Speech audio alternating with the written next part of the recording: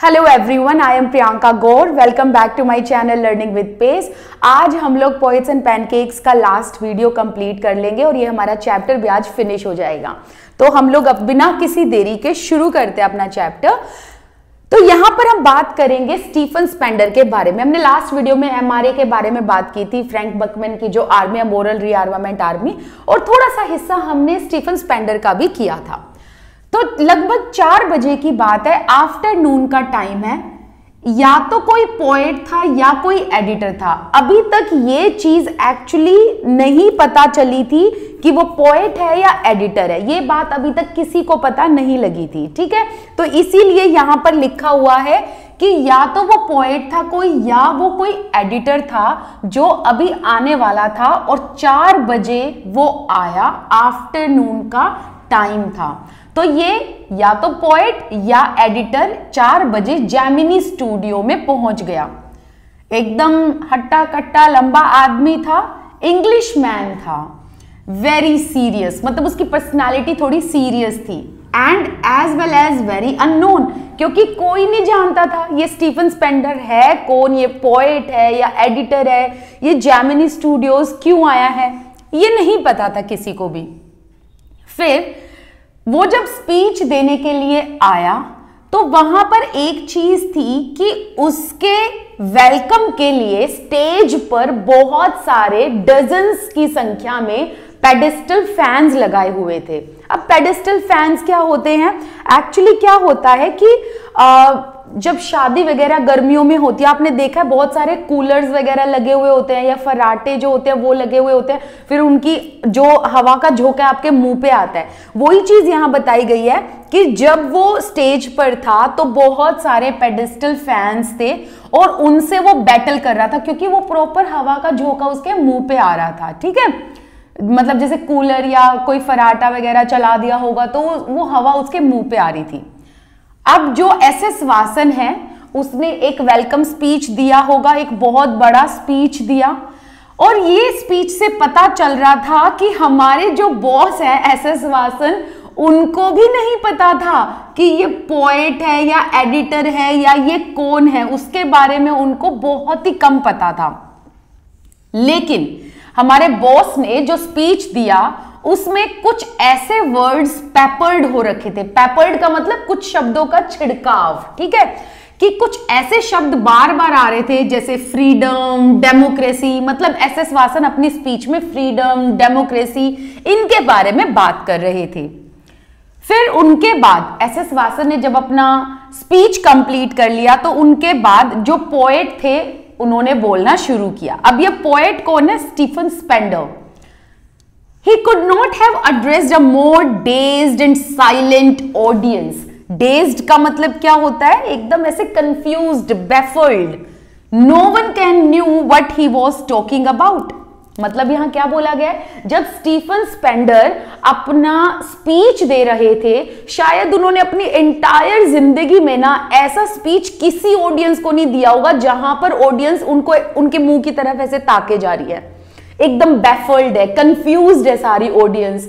अब आप ये सोच रहे होंगे कि मैम सारी ऑडियंस कंफ्यूज्ड क्यों थी, रीजन क्या था?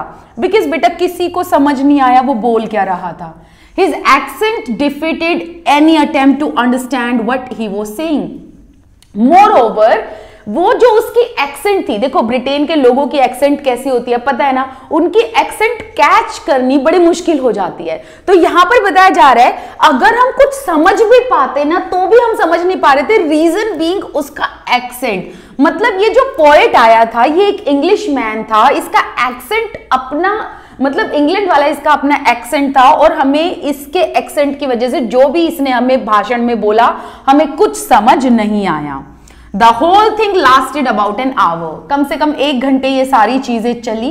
फिर उसके बाद पोएट चला गया अपना स्पीच देने के बाद, और हम सब लोग जब वो अपना स्पीच देकर चला गया और जब हम एज एन ऑडियंस ऐसे बैठे हुए थे, हम यही बातें कर रहे थे, यार क्या बोल के गया है, ये कौन था, ये किसके बारे में बात करके गया है, कुछ समझ नहीं आया, ठीक है।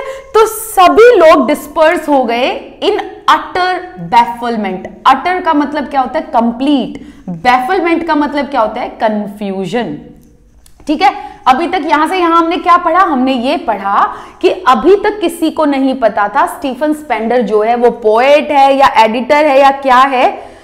बच्चों काफी इंक जो है वो मतलब निकल गई है मेरे मार्कर से, मैं एक बार हैंड वॉश करके फिर आपको पढ़ाने आती हूँ। हाँ जी, तो अभी हम क्या बात कर रहे थे कि जो ये इंग्लिश मैन आया था किसी को नहीं पता था ये पोएट है या एडिटर है। ठीक है, ये आया, इसके आने के बाद एस.एस. वासन ने सबसे पहले एक स्पीच दिया। स्पीच में एस.एस. वासन ने फ्रीडम, डेमोक्रेसी इस तरीके के शब्दों का यूज किया। देन उसके बाद कौन आए स्टेज पे, वो ही जिनको लेकर इनके दिमाग में अभी तक कंफ्यूजन थी। और ज्यादा कंफ्यूजन तब हो गई जब उन्होंने अपना स्पीच देना शुरू किया, बिकॉज स्टीफन स्पेंडर जो थे वो एक इंग्लिश मैन थे, उनका वो एक्सेंट ऐसा था जो यहां मद्रास के लोग कैच नहीं कर पाए थे। ठीक है, What is an English poet doing in film studio which makes Tamil films for simplest sorts of people? Actually यहां पर अशोकामित्रन कहते हैं ये चीज अभी तक किसी को नहीं समझ आई थी कि एक इंग्लिश पोएट यहां पर क्या कर रहा है, वो भी ऐसे स्टूडियो में जहां पर तमिल की ऐसी फिल्म बनाई जाती है जो बहुत ही सीधे साधे लोगों के लिए बनती है, मतलब जो जिनको ये भारी भरकम वर्ड समझ नहीं आते। तो यहां पर ये कह रहे हैं ये आया कौन था, ये क्यों आए थे, ये अभी तक किसी को समझ नहीं आया था। The poet looked pretty baffled too, मतलब अब जो पोएट है, नॉट ओनली ऑडियंस, देखो हमें ये कहा गया है ऑडियंस तो बैफल्ड थी, पोएट भी बैफल्ड था। Now who is this poet, none other than Stephen Spender, क्योंकि स्टीफन स्पेंडर भी इसे कंफ्यूज हो गया कि यार ये मैं किससे बात कर रहा हूं, मैं पहली बार ऐसी ऑडियंस देख रहा हूं जो बिल्कुल कुछ रिएक्शन ही नहीं दे रही है, इनको कुछ समझ ही नहीं आ रहा है। तो पोएट को भी कहीं ना कहीं ये समझ आ गया कि जो मैं बोल रहा हूं वो इनको समझ नहीं आ रहा है। एनीवे, लेकिन अभी तक भी ये चीज मिस्ट्री थी कि ये स्टीफन स्पेंडर, ये जो पोएट है या जो एडिटर है, वो जेमिनी स्टूडियो क्यों आया, अभी तक भी ये मिस्ट्री थी। आगे जाकर ये मिस्ट्री अब खुलेगी। ठीक है, यहां मैंने एक पूरा पैराग्राफ लाइन बाय लाइन लिखा हुआ है क्योंकि ये बहुत बहुत इंपॉर्टेंट पार्ट है। The great prose writers may not admitted. अब इसके बाद यहां इन्होंने बताया कि ये अभी तक मिस्ट्री थी कि स्टीफन स्पेंडर जेमिनी स्टूडियोज क्यों आए।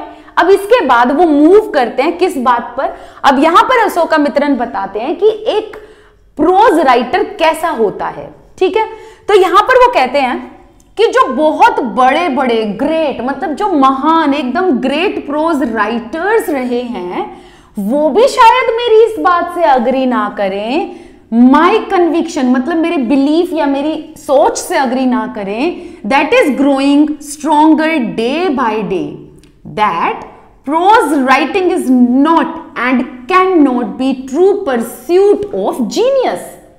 मतलब कितनी बड़ी बात इन्होंने कही है। कहते हैं कि डे बाय डे मेरा एक कन्विक्शन क्या होता है, जो हमारे सोच विचार, हमारी आइडियोलॉजी, हमारे बिलीफ होते हैं, ठीक है, उसे हम कन्विक्शन कहते हैं, कि हमारे थॉट प्रोसेस लगा लो। कहते हैं अशोकामित्रन कि मेरे थॉट प्रोसेस दिन बर दिन क्या होते जा रहे थे, स्ट्रॉन्ग होते जा रहे थे, और मेरे दिन बर दिन मतलब ये चीज स्ट्रॉन्ग होती जा रही थी कि एक प्रोज राइटिंग जो होती है ना, वो उसके लिए एक जीनियस होना जरूरी नहीं है।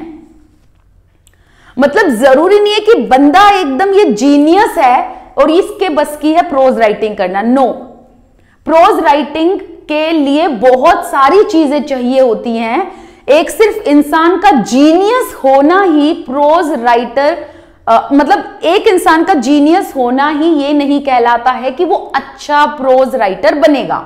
नाउ पहले तो ये समझो प्रोज राइटर होते क्या है। एक होते हैं पोइट्री लिखने वाले, एक होते हैं प्रोज लिखने वाले। पोइट्री वाले जो छोटी छोटी पोइट्री पोम्स लिखते हैं, एक होते हैं प्रोज राइटर जो एसेज लिखते हैं, नॉवेल्स लिखते हैं, getting my point, lengthy material जो लिखते हैं। ठीक है, जैसे आपने एसेज देखे होंगे, कहानियां देखी होंगी, नॉवेल्स देखे होंगे, वो प्रोज राइटर्स में आते हैं। ठीक है, तो यहां पर वो कहते हैं कि मेरा ना एक थॉट प्रोसेस है। अशोकामित्रन कहते हैं कि मेरे को ऐसा लगता है कि यार अगर कोई जीनियस है ना, उसका मतलब ये नहीं है कि वो अच्छा प्रोज राइटर बनेगा। एक अच्छा प्रोज राइटर होने के लिए सिर्फ जीनियस होना ही जरूरी नहीं है।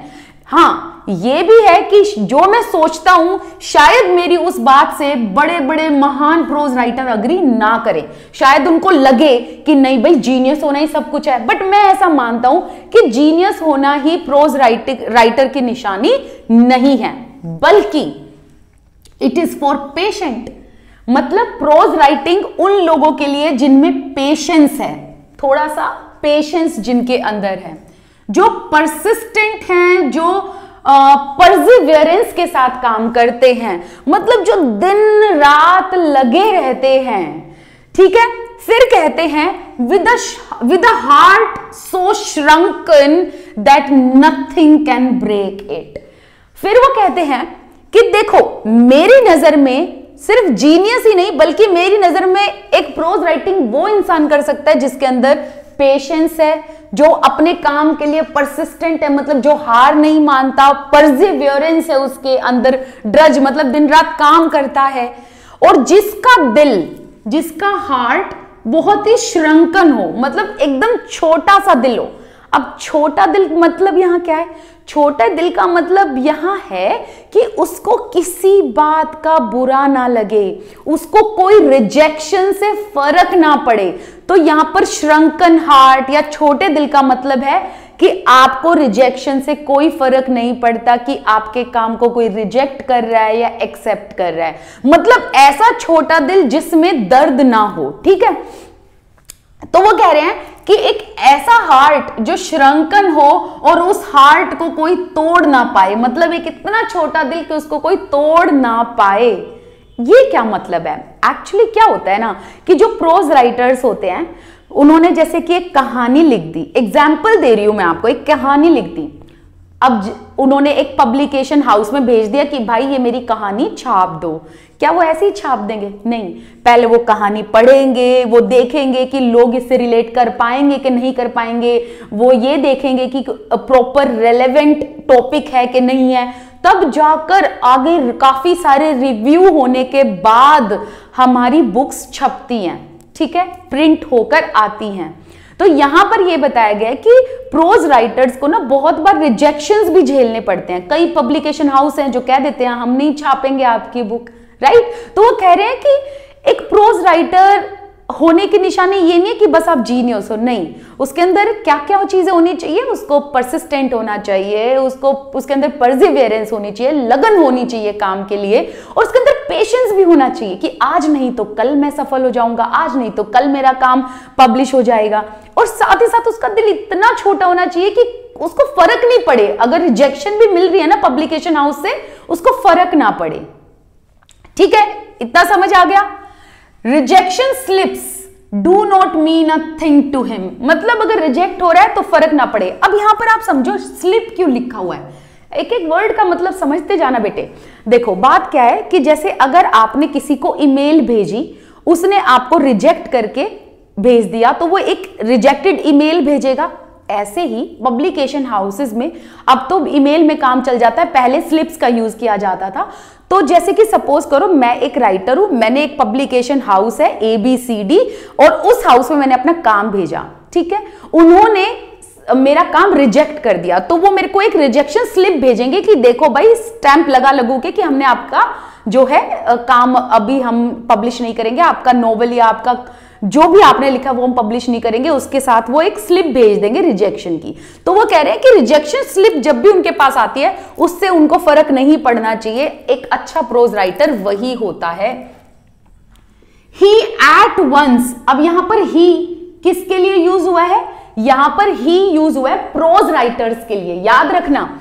ही at once sets about making a fresh copy of long prose piece, sends it to another editor and closing postage for return of the manuscript।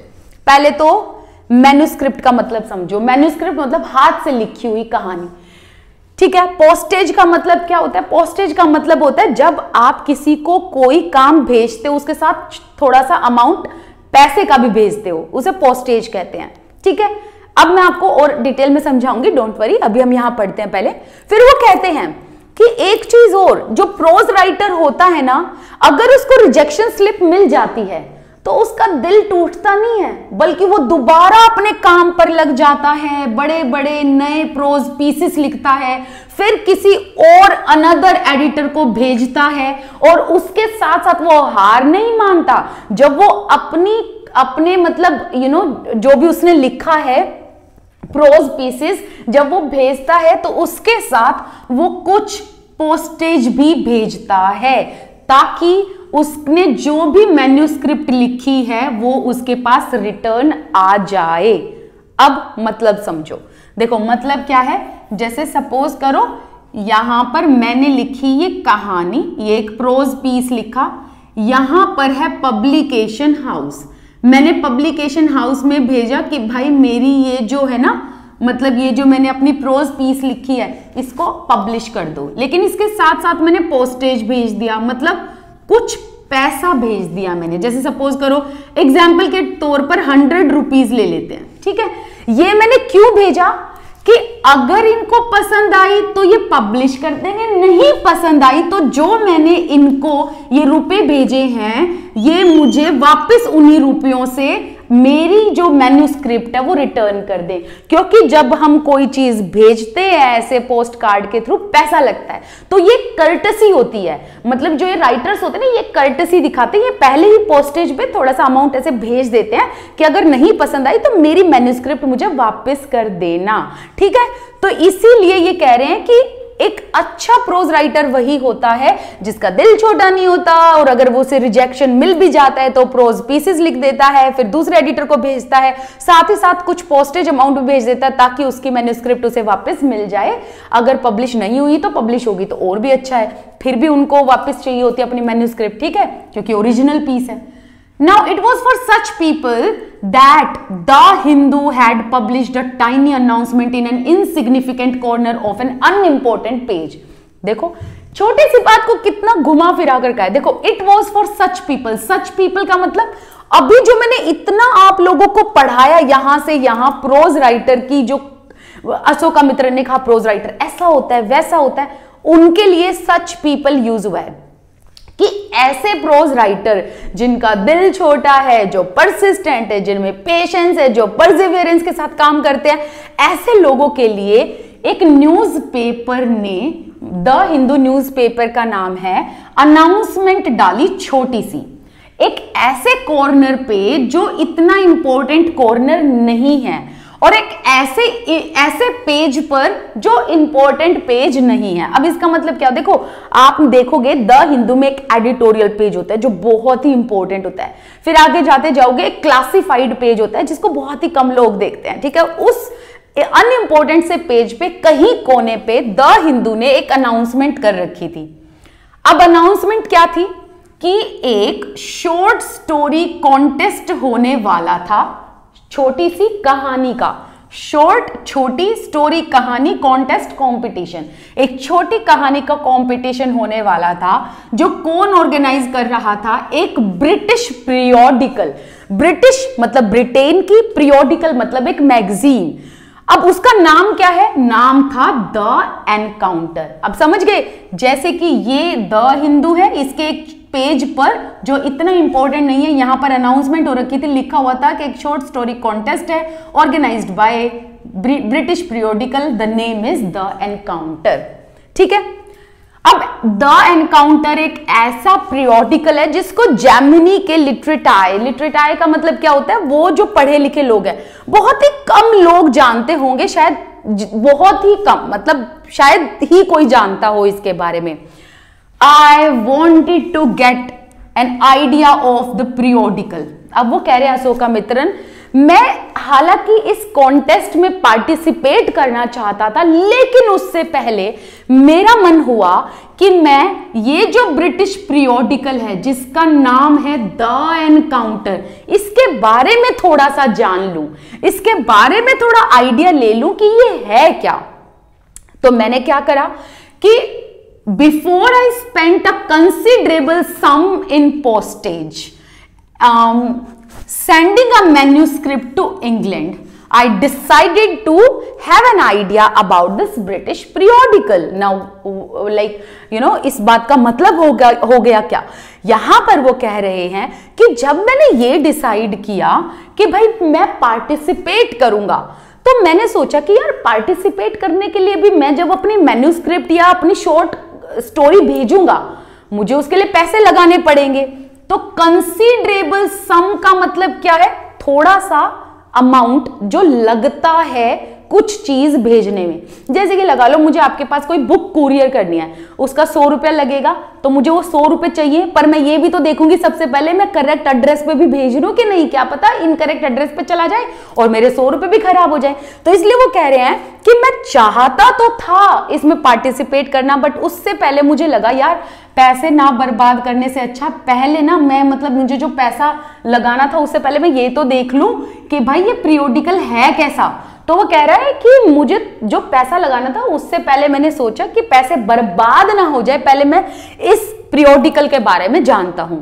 तो मैं गया ब्रिटिश काउंसिल लाइब्रेरी, और जब मैं ब्रिटिश काउंसिल लाइब्रेरी गया मैंने देखा कि उस टाइम पर ना क्या होता था कि साइन बोर्ड्स नहीं लगे होते थे। एक्चुअली क्या होता है, लाइब्रेरी के अंदर साइन बोर्ड्स होते हैं कि ये अलग अलग जोनराज के साइन बोर्ड्स होते हैं, या किसी की एंट्री के या नो एंट्री के साइन बोर्ड्स होते हैं। अगर लगा लो ब्रिटिश मतलब लाइब्रेरी है कोई, वो अगर चाहे तो अपने उसके आगे लिख सकते हैं not for Indian people, not for this people, not for that people, ठीक है। तो ये कह रहे हैं कि मैं ब्रिटिश काउंसिल लाइब्रेरी गया, वहां के एंट्रेंस बोर्ड पर कोई भी साइन बोर्ड नहीं लगा हुआ था।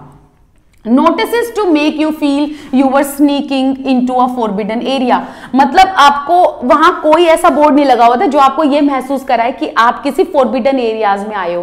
मतलब this British Council library was open for everybody and there were copies of the Encounter. अब ये कह रहे हैं जैसे मैं लाइब्रेरी में गया मैंने देखे बहुत सारी कॉपीज थी द एनकाउंटर की, एकदम फ्रेश पड़ी हुई थी। वेरियस डिग्रीज ऑफ फ्रेशनेस, मतलब लोगों ने टच भी नहीं करी हुई थी, रीडर्स ने उसको पढ़ा भी नहीं हुआ था, एकदम फ्रेश कहीं किसी कोने में द एनकाउंटर की काफी सारी कॉपीज थी।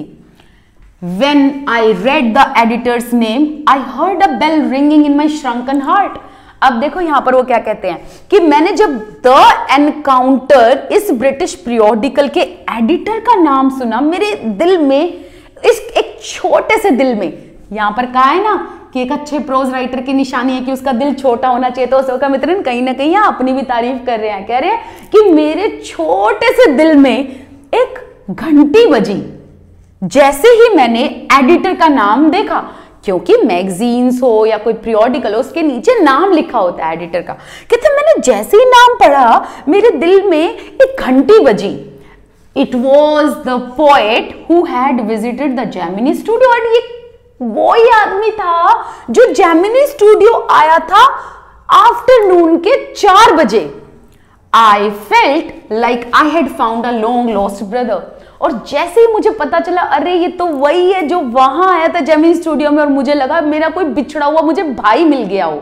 सिर्फ नाम पढ़ते वक्त ही अशोका मित्रन को लगा कि मेरा कोई बिछड़ा हुआ भाई मुझसे मिल गया हो, मुझे ऐसा फील हुआ।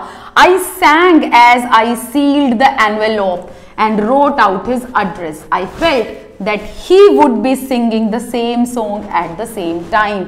Long lost brother of Indian films discover each other by singing the same song in the first reel and the final reel of the film. कितनी फिल्मी बात यहाँ करी अशोका मित्र ने, बहुत ही फिल्मी चले गए। वो कहते हैं कि जैसे मैंने उसका नाम पढ़ा मेरे दिल के अंदर एक घंटी बजी और मुझे महसूस हुआ कि मैंने अपना कोई बिछड़ा हुआ भाई ढूंढ लिया हो।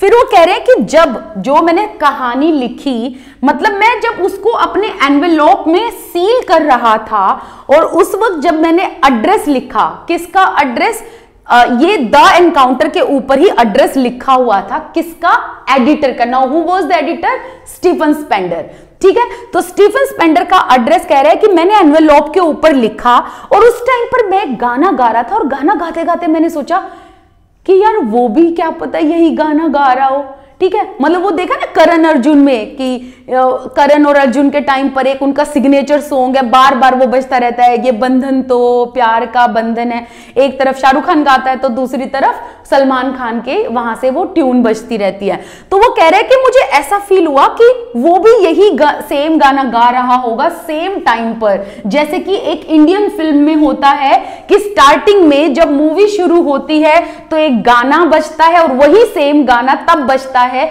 जब वो बिछड़ जाते हैं और फिर जब वो बाद में मिल जाते हैं। तो वो कह रहे हैं कि मुझे भी ऐसा ही फील हो रहा था। फिर वो कहते हैं उसका नाम था स्टीफन स्पेंडर। फिर वो बाद में बोलते हैं कि अब कुछ सालों के बाद, अब मुझे ये तो पता चल गया था स्टीफन स्पेंडर कौन है। यहां पर इनको ब्रिटिश लाइब्रेरी में जाकर, काउंसिल लाइब्रेरी में जाकर पता चल गया स्टीफन स्पेंडर थे कौन। एक्चुअली वो थे द एनकाउंटर पीरियोडिकल के एडिटर। क्योंकि अब एक और चीज ध्यान रखना कि ये कैसे इतनी इंपॉर्टेंट बात है मैम। अभी तक हम क्या करते आ रहे थे कि किसी को ये नहीं पता था ये पोएट है कि एडिटर है, नहीं पता था ना, अभी तक हमें नहीं पता था ना ये पोएट एडिटर है। यहां पर सारे सवालों का जवाब मिल गया, ये द एनकाउंटर का एडिटर था स्टीफन स्पेंडर, पोएट नहीं, क्या था वो, एडिटर था। आगे बात समझ में। अब आगे, अब कुछ टाइम के बाद जब अशोकामित्र रिटायर हो जाते हैं जेमिनी स्टूडियो से, तो वो कहते हैं कि मेरे पास उस टाइम पे ज्यादा पैसे नहीं थे और मीगर जो चीप रेट पर चीजें मिलती थी ना वो मुझे अट्रैक्ट करती थी। मतलब अगर कुछ सस्ता सस्ता सामान मिलता था मैं ले लेता था। तो कहते मेरे को एक दिन ना फुटपाथ पे कुछ कॉपीज मिली, नई नई बुक्स की, ऐसी ऐसी कॉपीज जो कि 50-50 रुपए में मिल रही थी पेपर बैग पे। ठीक है, पेपर बैग पता होगा ना, जैसे कि आपकी फ्लेमिंगो बुक है। ठीक है, तो वो कह रहे हैं कि 50 रुपए मैंने बोल दिया, I am taking my word back, 50 पैसे की, कि 50 पैसे की कॉपीज बिक रही थी जो काफी सस्ती थी। अब सिंस मैं रिटायर हो गया था मेरे पास ज्यादा पैसे नहीं थे, बट 50 रुपए तो मैं अफोर्ड, मैंने फिर से 50 रुपए बोल दिया। वो कह रहे हैं कि मैं एक्चुअली अपने पैसा चलता नहीं, मुंह पे रुपया रह गया है। सो वो कह रहे हैं कि जेमिनी स्टूडियोज छोड़ दिया, मेरे पास पैसे नहीं थे तो मुझे सस्ती सस्ती चीजें अट्रैक्ट करती थी, जिसमें थे एक 50 पैसे, जो 50 पैसे तो मैं बिल्कुल ही मतलब अफोर्ड कर सकता था। तो वो कह रहे हैं कि मैंने उस बुक को लिया और उस बुक का नाम था द गॉड दैट फेल्ड। ये बड़ी इंपॉर्टेंट है, मैं समझाऊंगी इसका मतलब। कह रहे हैं कि उसमें 6 एडिटर के नाम थे, जो मैंने नाम यहां लिखे नहीं है, जरूरी नहीं है, आपके लिए ये इंपॉर्टेंट है। वो कह रहे हैं मेरे लिए एक नाम इंपॉर्टेंट था, स्टीफन स्पेंडर। वही स्टीफन स्पेंडर जो हमारे जेमिनी स्टूडियो में आया, वही स्टीफन स्पेंडर जो द एनकाउंटर का क्या है, एडिटर है। उसका नाम एक जगह और इसने देखा, कहां पर, एक बुक में। उस बुक के अंदर 6 एसेज थे, बुक का नाम था द गॉड दैट फेल्ड। ठीक है, तो वो कह रहे हैं ये नाम जब मैंने देखा, अब मेरे लिए इस बुक की इंपॉर्टेंस काफी बढ़ गई थी। In the moment I felt dark chamber of my mind lit up by hazy illumination, no longer mystery. अब वो कह रहे हैं कि मेरे दिल में जो एक डार्क चैम्बर था, मुझे जो चीजें नहीं पता थी, अब वो एकदम इल्यूमिनेट हो गया इनका नाम देखकर कि यार स्टीफन स्पेंडर इस बुक में भी। अब इंपॉर्टेंट यहां क्या है, इंपॉर्टेंट ये है ये बुक का नाम क्या है, स्टीफन स्पेंडर ने ये बुक लिखी क्यों। बहुत इंपॉर्टेंट बात बता रही हूं बच्चों, ध्यान से सुनना इस चीज को। देखो बुक का नाम है द गॉड दैट फेल्ड, मतलब हिंदी में समझो इसको, द गॉड भगवान जो फेल हो गया। क्या वो वाकई में भगवान की बात कर रहे हैं? नहीं, यहां पर ये भगवान जैसे हमारे लिए शिव जी भगवान है, कृष्ण जी हैं, इनकी बात नहीं कर रहा है वो। उन खैर इनके लिए तो ये है नहीं, इनके लिए तो ये क्रिश्चियंस हैं। क्या वो जीसस क्राइस्ट की बात कर रहे हैं? नहीं नहीं नहीं नहीं, यहां पर वो गॉड का मतलब है बिलीफ। अब इसका मतलब क्या है एक्चुअली, अब तुमको समझनी है मेन चीज। ठीक है, कट मत कर देना वीडियो को, क्योंकि यहीं पर सारे चैप्टर का, स्टीफन स्पेंडर का राज ही यहीं छुपा हुआ है। स्टीफन स्पेंडर एक्चुअली में पहले कम्युनिज्म को फॉलो करते थे, और मैंने आपको ऑलरेडी पहले वीडियो में बताया हुआ कि कम्युनिज्म को लेकर लोगों के मन में क्या बातें थी, क्यों थी, सारी चीजें मैंने बहुत अच्छे से समझाई हुई है। USSR and USSA, left wing, right wing, इनके बीच में एक झगड़ा चल रहा था, इनके बीच में एक रायट था, वो सब मैंने बताया। मैं यहां इतना डिस्क्राइब नहीं करूंगी। यहां पर मैं स्टीफन स्पेंडर को लेकर एक बात बताऊंगी। देखो, स्टीफन स्पेंडर जो थे ना, वो पहले कम्युनिज्म को फॉलो करते थे, वो एक कम्युनिस्ट थे। धीरे धीरे उनको रियलाइज हुआ कि यार कम्युनिज्म एक ऐसी जड़ है जो लोगों को खत्म करती जा रही है। और जैसे ही स्टीफन स्पेंडर को ये चीज रियलाइज होने लगी तो इन्होंने अपने आप को डिटैच कर लिया कम्युनिज्म से, और इन्होंने जो भी एक्सपीरियंस कम्युनिज्म के साथ देखा कि जब वो कम्युनिज्म को फॉलो कर रहे थे, लोगों के क्या बिलीफ है कम्युनिज्म को लेके, कम्युनिज्म अच्छा है, बुरा है, कैसा है, ये सारे एक्सपीरियंस इन्होंने इस बुक में लिखे और कहा कि वो गॉड मतलब कम्युनिज्म। ठीक है, तो यहां पर गॉड क्या है? कम्युनिज्म। कम्युनिज्म को लेकर लोगों के बिलीफ, मतलब वो कम्युनिज्म जिसमें लोगों को बिलीफ है, जो एक टाइम पर बहुत इंपॉर्टेंस रखता था स्टीफन स्पेंडर की लाइफ में, अब वो बिलीफ, अब वो कम्युनिज्म फेल हो चुका है, और इसीलिए इन्होंने बुक का नाम लिखा द गॉड दैट फेल्ड। लेकिन मैम, स्टीफन स्पेंडर के अलावा और राइटर्स इसमें क्या कर रहे थे? एक्चुअली जितने भी स्टीफन स्पेंडर के अलावा ये जो पूरे मिलाकर जो ये पूरे 6 राइटर थे, इन्होंने अपने 6 एसेज लिखे, एंटी कम्युनिस्ट एसेज लिखे कि कम्युनिज्म को फॉलो करने के बाद इनको क्या रियलाइज हुआ और क्यों ये कम्युनिज्म से बाहर आए। इन सब ने एक एक करके अपने ऐसे लिखे थे, जिसमें से एक ऐसे स्टीफन स्पेंडर का था, और इन्होंने बताया कि वो जो कन्विक्शन, लोगों का जो बिलीफ था कम्युनिज्म में, और स्पेसिफिकली स्टीफन स्पेंडर का, वो बिलीफ क्यों फेल हुआ, क्योंकि कम्युनिज्म एक ऐसी चीज है जो लोगों को जड़ से खत्म कर रही है। और इसीलिए इन्होंने कहा द गॉड, मतलब जिसमें लोगों के बहुत इंपॉर्टेंट बिलीफ होते थे, जो एक कम्युनिज्म एक बहुत ही सिग्निफिकेंट रोल प्ले करता था लोगों की जिंदगी में, वो क्या हो चुका है? फेल हो चुका है। इसीलिए इन्होंने अपने आप को बाहर निकाला कम्युनिज्म से। And that's it, that was the end of the chapter.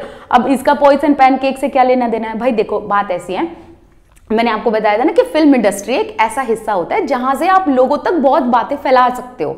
ठीक है, जेमिनी स्टूडियो भी एक फिल्म इंडस्ट्री थी बहुत बड़ी, तो यहां पर पॉलिटिकल पार्टीज आकर अपना प्रोपेगेंडा करती थी, जिसमें से एक थे कौन? फ्रैंक बकमैन। मैंने बताया था कि उन्होंने मॉरल रीआर्मामेंट आर्मी क्यों बनाई थी।